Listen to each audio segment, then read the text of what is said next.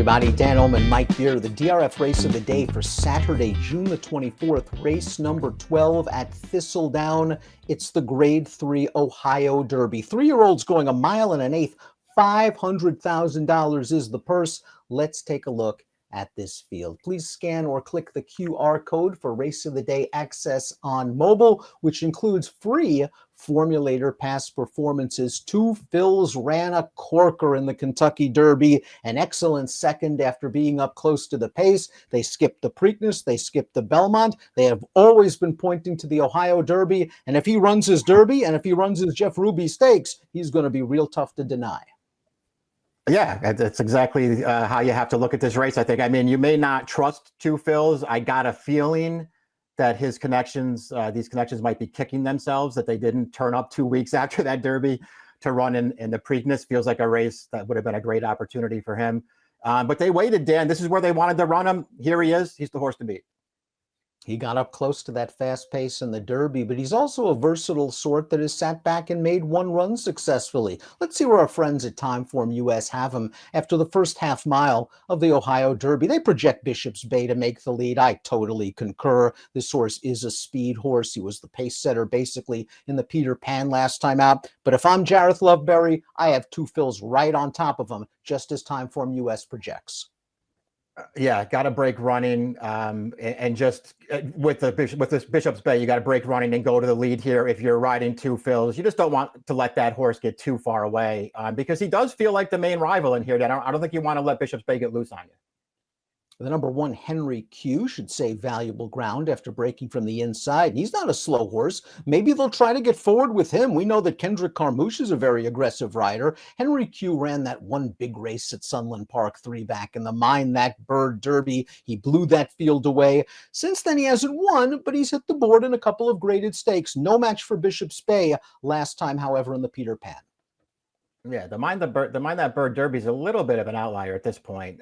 He did, run up the score that day, and it came back a pretty fast race. But his other 5 races, they don't really make him that much of a contender in here, Dan. I won't, say that he ran poorly in either of his last 2 starts, but he didn't run great either. He was just in the Peter Pan with Bishop's Bay in his most recent start.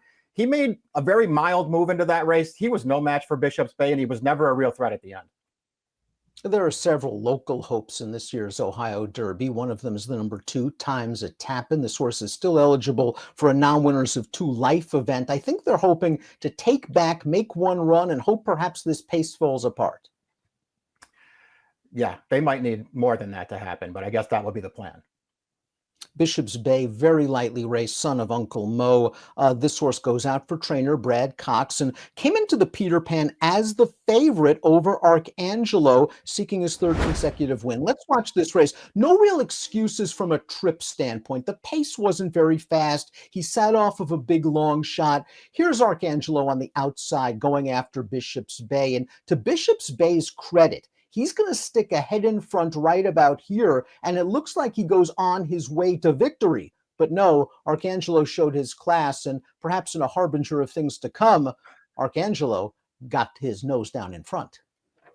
Can't be too disappointed the way things have turned out since that race, though. But I think you're right, Dan. It looked like he fought off Arcangelo there. That field came to the 16th pole. Looked like he had him put away, and he was going to get the job done, and then Arcangelo came again. He still ran well in that race, did Bishop's Bay. I thought his first 2 career starts were really impressive performances. He didn't win by a lot when they stretch him out at Fairgrounds, but he ran way better than it looks in that race, too. This horse is pretty good. Two Phils was always an underrated sort. He was a graded stakes winner at Churchill Downs at 2. He ran well in his first 2 starts this year at the Fairgrounds, and then he exploded to win the Jeff Ruby Stakes. And I think a lot of folks were wondering, was that race simply due to the fact that he's an all-weather horse? He likes the Tapeta surface. Well, in the Kentucky Derby, he proved he can handle anything. He was up close to that fast pace. He made a nice move along the inside to take the lead, turning into the stretch, and Mage ran him down. He ran one of, if not the best race in the Derby. Yeah, it wouldn't be hard to argue at all that he ran the best race in the Derby. He just happened not to win. It was a really strong performance, as you've already pointed out. His form leading up to that race was really, really solid, Dan. And he's a versatile kind of horse, too. So he can be close if he has to. He can sit a little bit and make one run if he has to. I feel like it's, kind of disappointing that they didn't run him again in either the Preakness or the Belmont after he ran so great in Kentucky. But, you know, we'll see what we get the second half of the year. I guess that's what they wanted, a fresh horse for the second half of the year. They got him. This is a great spot for him, and he's way the horse to beat. Couple local horses up next. The 5 Agnellos Dream is at the board in his last 4 races, including this effort going 5.5 furlongs. So he's going to be really stretching out to 1 1/8 here. He's going to come with a late run. He's just going to miss by 3/4 of a length. The problem is this race is a non-winners of 3 life. And it's just worlds different competition going against a multiple graded stakes winner who happens to be the Kentucky Derby runner-up. Right. He's just stepping so far up in class here that it's just hard to make a really strong case for him. He ran fine in that race. It's not easy to drop back from 1 70 yards to 5.5. He still put in a decent late run in that race. It doesn't make him a contender in here. The number 6 Last Cookie is a very well-bred horse that just didn't pan out. He started his career for Brad Cox. He was claimed for $15,000 after a maiden win over the all-weather at Turfway. He's run on dirt 3 times since without success. This race was his best performance for the new connections. He's got the lead turning for home, and he just isn't able to seal the deal. He's a big price in this race. And again, this is also a non-winners at 2 life. Yeah, this isn't a great loss for this horse. It was a step in the right direction for him, getting up to a 66 buyer, though, Dan. You sort of understand why they claimed this horse. You see a horse with that pedigree in for 15, you take him, and then you hope you can do some good things with him. We'll see if they can do that. Lord Miles, the number 7, pulled off a huge upset the last time we saw him. Here's the Wood Memorial at this distance at Aqueduct. He is 59-1 in this race. He stayed relatively close to the pace in here, Mike, and it's a blanket finish all the way down to the wire, but he's pretty game to fend off Hit Show, who we know is a pretty good horse.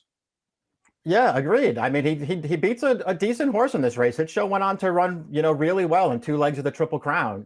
So this is a quality win for Lord Miles and a big step forward based on his other races too. I think the key to that race, Dan, and we'll see how it plays out going forward, they got him to the outside and out in the clear and let him rally down the outside in the stretch, because his prior 2 races, which don't look very good, he was sort of down on the rail in both of those through the stretch. And maybe that's just not a place that he wants to be. There's talent here and there's upside.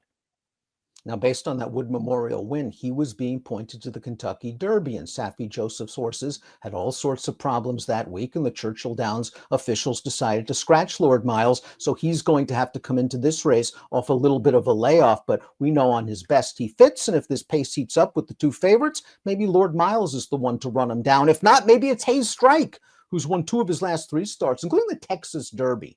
Now, the Texas Derby at Lone Star, the race we're going to show you right now, it's not the race that's going to exactly get your heart pounding, but he has a lot of work to do at the 3/16 pole. It's not like this pace is very fast, and once he gets outside into the clear, he runs them all down. This is a good performance. They switched him out pretty late in the game. He comes running in this race, Dan. It's not like the leaders are stopping and coming back to him. He's the only one who's making up ground in that race, and he got there at the end. That was a really good performance. To me, the best race he's ever run. This, however, is a much tougher race. And that's really been the question with Hayes Strike. Every time it seems they step him up in races like the Bluegrass, in races like the Gun Runner, he just seems to fall a little bit short, but he's going to get some pace perhaps, and maybe he'll come with a late kick. He seems to be improving at just the right time. Before we get to our top selections, please click the subscribe button on the Daily Racing Form YouTube channel. Saratoga and Del Mar right around the corner. Don't miss any of your favorite DRF video franchises. Top pick time for the Ohio Derby. Mike's going with 2 fills. He's simply the horse to beat. He's supposed to sit a good trip. I like Bishop's Bay. I'd like to see him get aggressive out of the gate, make the lead, and maybe these 2 will put on a nice show in the stretch. I think Bishop's Bay's got some upside. I think they both do. I think both of the 3 and the 4 could have big says in what happens the second half of this year with these 3-year-olds. So does Lord Miles, as a matter of fact. I mean, this is actually a decent race, Dan. But 2 fills is way the horse to beat, and I just didn't really want to bet against him. 4, 3, 7, 8 for Mike. Same triple different order. 3, 4, 7 with the 1/4 for me in the Grade 3 Ohio Derby. It's Saturday's DRF race of the day. Approximate post time 6:20 Eastern for race 12 at Thistledown. Good luck.